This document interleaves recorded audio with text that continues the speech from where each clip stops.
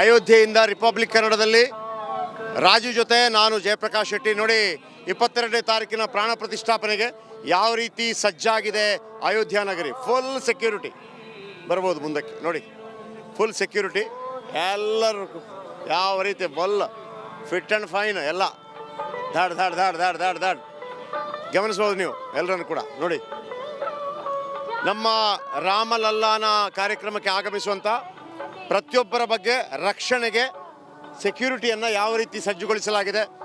ಎಲ್ಲರೂ ರೆಡಿಯಾಗಿದ್ದಾರೆ ನೋಡಿ. ಬೇರೆ ಬೇರೆ ಇಡೀ ಭಾರತ ದೇಶದ ಹೆಮ್ಮೆಯ ಒಂದು ಕ್ಷಣ ಇದು. ಆ ಸಂದರ್ಭಕ್ಕೆ ನೋಡಿ, ಎಲ್ಲ ಕಡೆ ನಮ್ಮ ಒಂದು ರೀತಿಯಲ್ಲಿ ದೇಶದ ಗಡಿಯನ್ನು ಸೋಲ್ಜರ್ಸ್ ಕಾಯ್ತಾ ಇದ್ರೆ, ದೇಶದ ಆಂತರಿಕ ಭಾಗದಲ್ಲಿ ಇವರೆಲ್ಲ ನಮ್ಮನ್ನು ಕಾಯ್ತಾರೆ. ಅದು ಪ್ರಧಾನಿ ಆಗಿರಲಿ, ಮುಖ್ಯಮಂತ್ರಿ ಯೋಗಿ ಆದಿತ್ಯನಾಥ್ ಆಗಿರಲಿ, ದೇಶದ ಬೇರೆ ಬೇರೆ ನಮ್ಮ ಸೆಲೆಬ್ರಿಟೀಸ್ಗಳಾಗಿರಲಿ, ಸಾಮಾನ್ಯ ಜನರಾಗಿರಲಿ, ಇವರು ಅದರ ರಕ್ಷಣೆಯ ಹೊಣೆಯನ್ನು ಹೊತ್ಕೊಂಡಿದ್ದಾರೆ. ಸೊ ಹಾಗಾಗಿ ಇವರೆಲ್ಲರಿಗೂ ಕೂಡ ನಮ್ಮದೊಂದು ಸೆಲ್ಯೂಟ್ ಕೂಡ ಇರುತ್ತೆ. ಮನದಾಳದಲ್ಲಿ ಒಂದು ವಿಶೇಷವಾದಂಥ ರೆಸ್ಪೆಕ್ಟ್ ಇರುತ್ತೆ. ಎಲ್ಲರೂ ಕೂಡ ಮತ್ತೊಮ್ಮೆ ಭಾಳ ಅದ್ಭುತವಾಗಿ ಹೆಮ್ಮೆಯಿಂದ ಒಂದು ಸೆಲ್ಯೂಟ್ ಸರ್. ಎಲ್ಲರೂ ಕೂಡ thank you very much, thank you very much. Yes ವೀಕ್ಷಕರೇ, ಗಮನಿಸ್ತಾ ಇದ್ದೀರಿ ನೀವು ಈ ಸೆಕ್ಯೂರಿಟಿ ಮುಂದಿನ 22ನೇ ತಾರೀಕು ನಡೆಯುವಂತಹ ಪ್ರಾಣ ಪ್ರತಿಷ್ಠಾಪನೆ ಸಂದರ್ಭದಲ್ಲಿ ಇವರೆಲ್ಲರೂ ಕೂಡ ರಕ್ಷಣೆಯನ್ನು ನೀಡೋದಕ್ಕೆ, ಸೆಕ್ಯೂರಿಟಿ ನೀಡೋದಕ್ಕೆ ಸಜ್ಜಾಗಿದ್ದಾರೆ. ಅವರೆಲ್ಲರೂ ಕೂಡ ರಿಪಬ್ಲಿಕ್ ಕನ್ನಡದ ಪರವಾಗಿ ಒಂದು big salute. Camera person Raju ಜೊತೆ ಜಯಪ್ರಕಾಶ್ ಶೆಟ್ಟಿ, ರಿಪಬ್ಲಿಕ್ ಕನ್ನಡಕ್ಕೆ, ಅಯೋಧ್ಯೆಯಿಂದ. ಜೈ ಶ್ರೀರಾಮ್.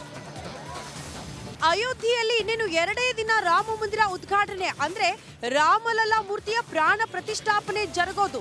ಹಾಗಾಗಿ ಅಯೋಧ್ಯೆ ಬರೀ ದೇಶ ಮಾತ್ರ ಅಲ್ಲ, ಬೇರೆ ಬೇರೆ ದೇಶಗಳಿಂದಲೂ ಕೂಡ ಸಾಕಷ್ಟು ಜನರ ಆಗಮನ ಇಲ್ಲಿಗೆ ಆಗ್ತಾ ಇರೋದ್ರಿಂದ ಅತಿ ಹೆಚ್ಚಿನ ಭದ್ರತೆಯನ್ನು ಒದಗಿಸಲಾಗಿದೆ. ಕಾರಣ ಇದು ಸೂಕ್ಷ್ಮ ಪ್ರದೇಶ. ಸದ್ಯಕ್ಕಂತೂ ರಾಮನೂರು ರಾಮ ಮಂದಿರ ಬಹುದಿನಗಳ ಕನಸು, 500 ವರ್ಷಗಳ ಸಂಘರ್ಷ ಕಂಡಿರುವಂತಹ ಭೂಮಿ. ಹಾಗಾಗಿ ಅತಿ ಹೆಚ್ಚಿನ ಭದ್ರತೆಯನ್ನು ಒದಗಿಸಬೇಕಾಗುತ್ತೆ. ಎಲ್ಲಾ ನಿಟ್ಟಿನಲ್ಲೂ ಕೂಡ ಪೊಲೀಸ್ ಇಲಾಖೆ ಸಿದ್ಧತೆ ಮಾಡಿಕೊಳ್ತಾ ಇದೆ. ಪ್ರತಿ ಗಲ್ಲಿಗಳಲ್ಲಿ ಪ್ರಮುಖ ರಸ್ತೆಗಳಲ್ಲಿ ಹೈ ಅಲರ್ಟ್ ಪೊಲೀಸ್ ಇಲಾಖೆಯಿಂದ. ರಾಮ ಮಂದಿರದ ಸುತ್ತ 3 ಹಂತದಲ್ಲಿ ಬಿಗಿ ಭದ್ರತೆಯನ್ನು ಒದಗಿಸಲಾಗಿದೆ. ಅಯೋಧ್ಯೆಗೆ ಭದ್ರತೆಗೆ ಅಂತಾನೆ ಆಧುನಿಕ MP5 ಗನ್ಗಳ ಬಳಕೆ ಆಗ್ತಾ ಇದೆ. 10,000 CCTV ಕಣ್ಗಾವಲು ಅಯೋಧ್ಯೆಯಲ್ಲಿ.